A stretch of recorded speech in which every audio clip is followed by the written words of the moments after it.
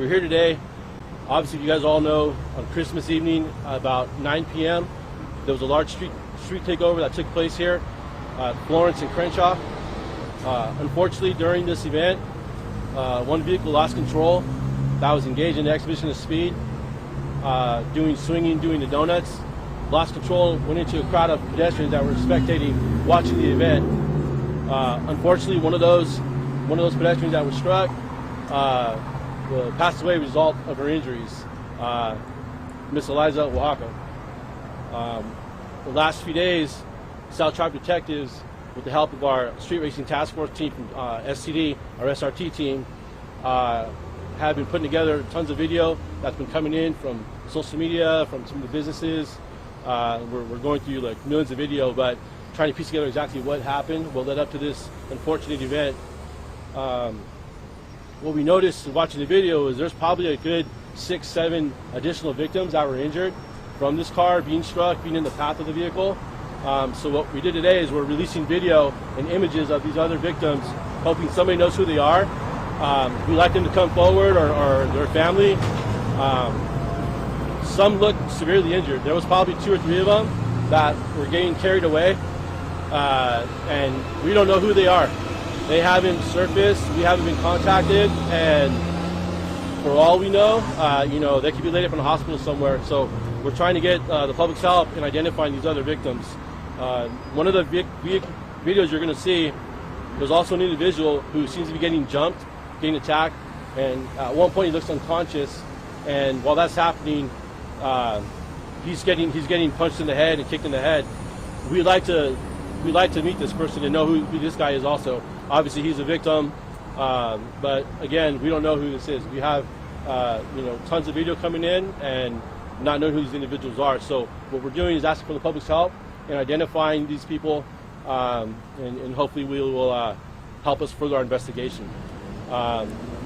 Just so you guys know, watching the video and kind of really analyzing the path of the car and what was happening.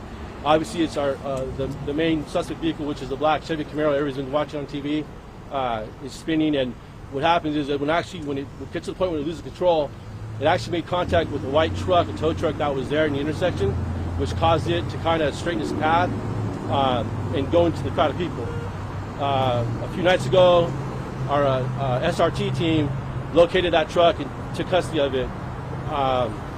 So we have the Camaro, the truck, but we like also the public's help in identifying the other 2 cars that were actively engaged in doing the swinging contest, the donuts, when this incident went down.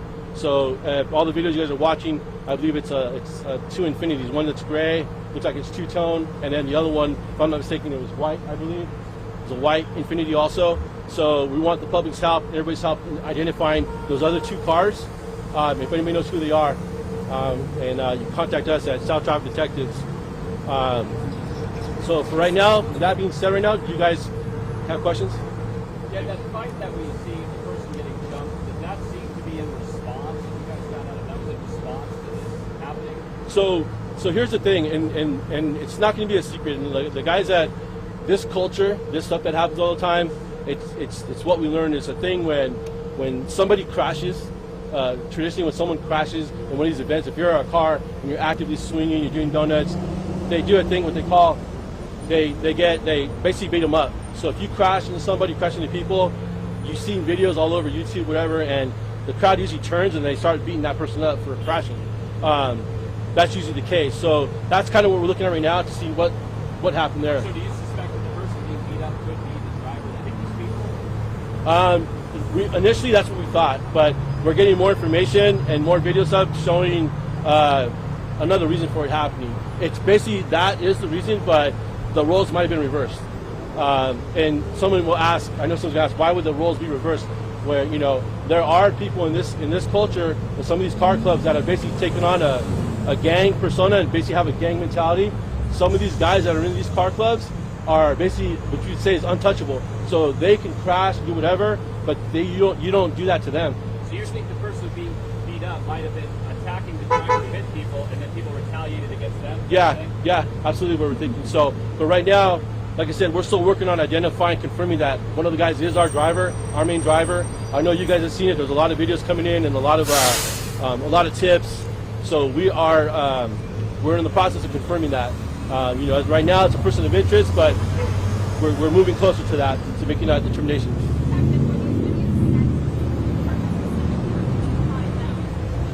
Both, all over. We're getting videos sent like every hour. People are sending to the videos. So there's stuff that's out on social media, but a lot of them are being sent to us. And then a lot of videos too that we've acquired is just our detectives, guys being out doing canvassing, going to businesses and houses, getting video.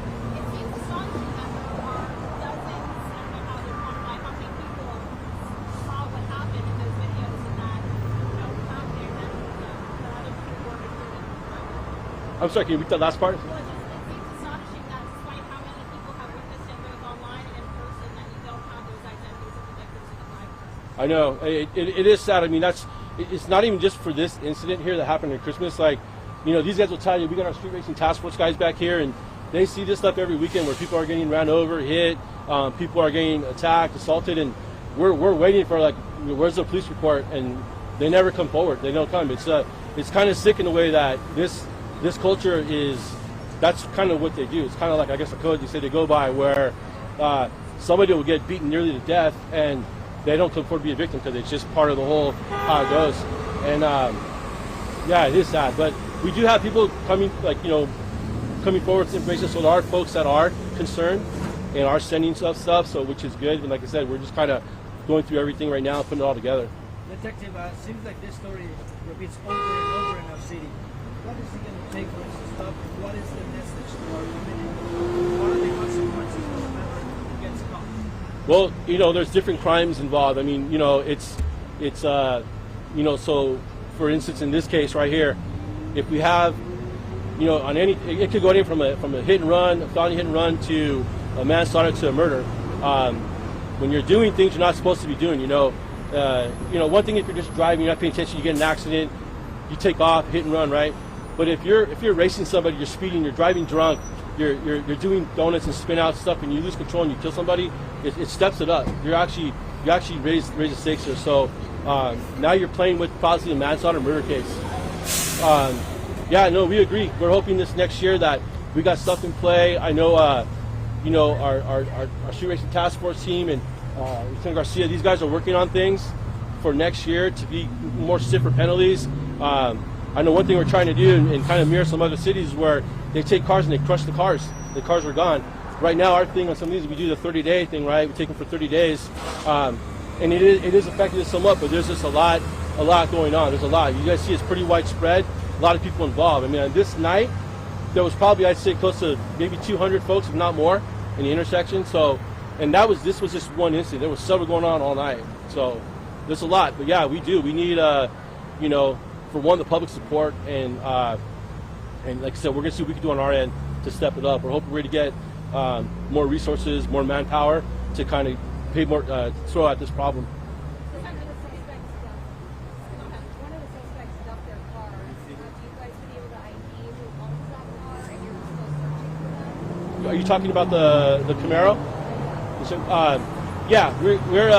We're working on that right now. There's additional video and stuff. So we're just kind of seeing like exactly who, where, at what time, and all that. But we're in the process of confirming that. Yeah, and too, does that make it easier to possibly identify the driver, given that the car was left behind? Just trace the license plate, yeah? Yeah, absolutely. I mean, it's, for one, having the car in hand. I mean, a lot of times we're not so fortunate in a lot of these cases. A lot of times it's, it's a piece of glass or something on the ground, and, we're chasing a ghost, basically. So to have the car is huge. It's huge. Detective, you guys went already if you had the car, you probably went to the owner, the registered owner. Can you tell us anything? Can you share anything that you found out? I can't comment on that too much, not yet, because there's stuff going on with that right now. But that's all happening in the process. So. We spoke with a lot of people the day after in this area, and they said it took about 40 minutes for police to show up. They were really frustrated about this. Is there a reason it took so long to get your response? On the initial night, the initial response for that, so here's the thing with these things. So, one, if we don't have dedicated resources that evening working, like we have our street racing task force, right? And they're out there and they do their thing and they go to these things. But remember, these things pop up all over in different spots. So to be everywhere at the same time is almost impossible. You also have the high call volume that we have going on. You know, it was a violent weekend. We had shootings going on and a bunch of other stuff, so people were kind of spread out all over the place. So sometimes the response can be a little bit later than usual. But here's the thing too, when these things happen, not everybody there at scene is police friendly, where they just call the cops right away or they call us and then they want help, whatever. Most people, when you watch some of these videos throughout like these weekends, like, you know, this weekend, last weekend, like months ago, when you watch some of these things where there's a bad accident or something happens, they all take off, they scatter. There's very anybody that left that scene that stays there and is calling the police and is like a good Samaritan and, you know, talking about what happened or what. So yeah, sometimes a lot of it's the fault in the crowd because they don't really want the cooperation of the police. They don't want police interaction. So is everybody here, including the woman who passed away, are they all watching this? They're all spectators? Yes, for the most part, yes. Detective, can you take us through the video that you folks provided, specifically the details that you mentioned to us for the reporter and the writers? Got you.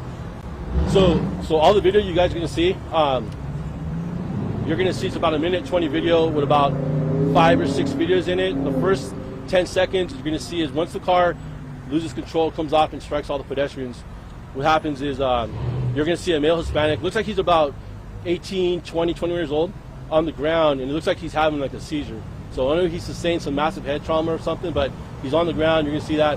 We don't know who this kid is, who this guy is. So we're hoping family, somebody knows who this guy is, because I'm assuming this guy ended up at a hospital somewhere. The next 2 videos you're going to see back to back are here at the gas station. You're going to see 2 male Hispanics carrying a 3rd male Hispanic, like shoulder to shoulder, and then they place him inside of a gray, like a Honda or something. He looks like he's injured pretty bad. Next, you're going to see a female Hispanic wearing, she's wearing, I think, black and red clothing. They're carrying her. She looks like she's really injured, and they put her in the back of an SUV. From that point, you're going to see the scuffle, the fight that happened. Again, the kid that's on the ground that appears to be unconscious, and he's getting punched.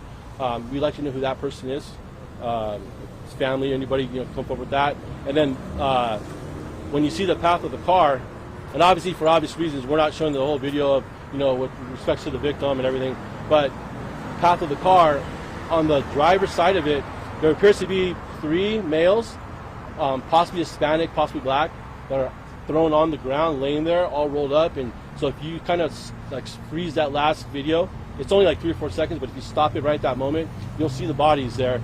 So we don't know who any of them are. Like, we don't have any idea of these other injuries. So like I said, we're hoping that folks are going to come forward with that. Could you just, I'm sorry, one more time provide us a timeline of what happened? You're saying the car was doing justice hit a tow truck? Yeah, so I mean, you know, it's about 9 p.m., about 9:05. The takeover is already happening. It's in full effect. It's, you know, people are coming in, taking turns doing the swinging, and then at some point, when the accident goes down, there's 3 cars actively doing the donuts, right? I'll pretend. So as they're doing the swinging, you'll see on the side there's a tow truck that, you know, because for this to happen, you have to have people blocking right the intersection, and you have to have cars blocking, so that way traffic doesn't drive through. So while everybody has like the circle form that's happening, The tow truck is part of that? it's right in the front, yeah, in the front row. So You believe the tow truck is part of the event? you know, you can say that because everybody there that's stopped they're blocking. I mean, without that, it's, you know, because a lot of these videos you watch, when someone that's not, they're honking, they're mad, they drive around, they, you know, but the people that are there because they want to be. So, so anyway, so he's there in the front, and then as the vehicle does that last turn, you'll see it's like spinning, and then all of a sudden it kind of straightens out. Well, it's kind of hard to see, but when you actually really watching folks on the video, it actually hit the front driver's side corner of the tow truck and caused it to straighten out, and that's where it went on into the crowd. Do you have anybody that speaks Spanish to us? So we can, Yeah, he'll do it afterwards, yeah. I'm on the line. You mind Oh. if I grab them or pick them? Yeah, you could go. Luis, can you go? Just grab my mic. I'm sorry. Yeah, yeah. What were we saying? For some of these victims that may be scared to come forward because they don't know what would be your message? I mean, that's the thing too. We can be real discreet in ways that we can. I mean, you know, even to, there's a lot of things, a lot of services we can provide to you to help them. You know, but our victims of crimes, you know, we help a lot of things with like from funeral stuff to medical expenses and different things. So watch.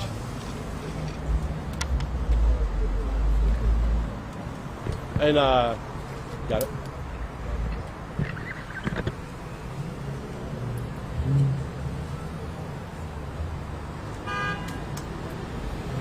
So we can work around that. See, like there's an example, one right there. But it's the thing about it is the sad. These guys think it's funny, and they do this stuff, and it's that it's funny to them. But it's really a sick culture. And like I said, we're gonna see what's gonna happen with them. But this is just the mentality. It's like it's really dangerous, but somehow it's like they kind of make like it's them versus us, but it's not, because they're not really putting us in danger. They're putting the whole public in danger, because we're not at these events. We're not here getting pizza or whatever, hanging out. It's everybody that lives here. So they put the community in danger. So it's not really a game against us. It's really hurting the community with this.